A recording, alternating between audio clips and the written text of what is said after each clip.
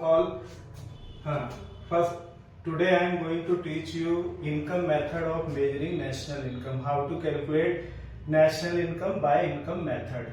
ठीक है, तो सबसे पहले इसके कंपोनेंट के बारे में बताना चाहता हूँ कि जब हम इनकम मेथड से नेशनल इनकम को कैलकुलेट करते हैं तो कौन कौन से कंपोनेंट होते हैं।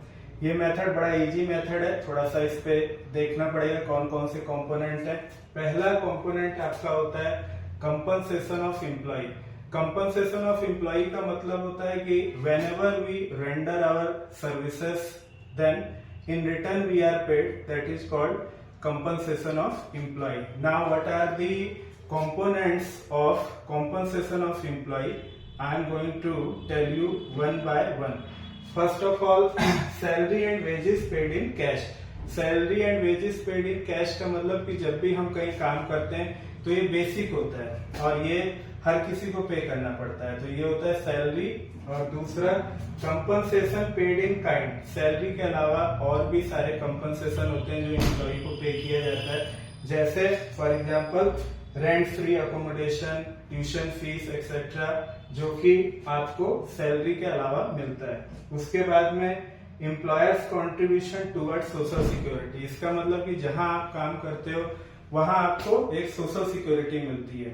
आज तो आप जैसे जॉब कर रहे हो, लेकिन फ्यूचर के लिए आपका क्या हो रहा है उसके लिए सोशल सिक्योरिटी होती है। जैसे जो आपका एम्प्लॉयर है वो आपके प्रोविडेंट फंड में पे करेगा, आपके लिए लाइफ इंश्योरेंस पॉलिसी करवा देगा, इससे आपकी फ्यूचर की सिक्योरिटी होती है। ठीक है, फिर उसके बाद में रिटायरमेंट पेंशन। रिटायरमेंट पेंशन का मतलब क्या होता है कि अभी तो आप यंग हो, अपनी इनकम अर्न कर सकते हो, सैलरी ले सकते हो, लेकिन फ्यूचर में जब आप कुछ भी नहीं करने लायक बचोगे तो फिर आपको उसमें ये रिटायरमेंट पेंशन दिया जाता है, ताकि आपका जो फ्यूचर है जब आप ओल्ड हो जाओ तो आपका जो है पे हो पाएगा। उसके बाद में इसमें कुछ कंफ्यूजन होता है कि जो हमें नहीं लेना होता है इस वाले कंपोनेंट में, जैसे employees contribution toward social security, इसको आप एक्सक्लूड करोगे। मतलब आपको employers contribution toward social security लेना है, आपको employees contribution toward social security नहीं लेना है। जैसे हम अपना कोई इंश्योरेंस कराते हैं, उसका प्रीमियम हम खुद पे करते हैं,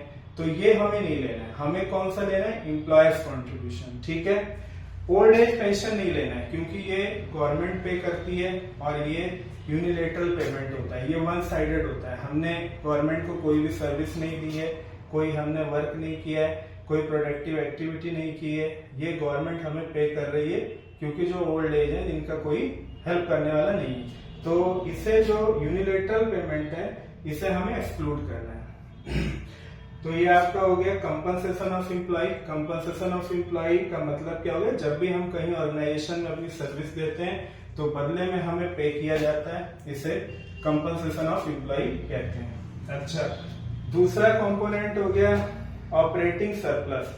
ऑपरेटिंग सरप्लस का दूसरा नाम है income from property and entrepreneurship. ये क्वेश्चन पेपर में भी आ जाता है कि ऑपरेटिंग सरप्लस का दूसरा नाम क्या है, तो इसका दूसरा नाम है income from property and entrepreneurship. तो प्रॉपर्टी क्या क्या है?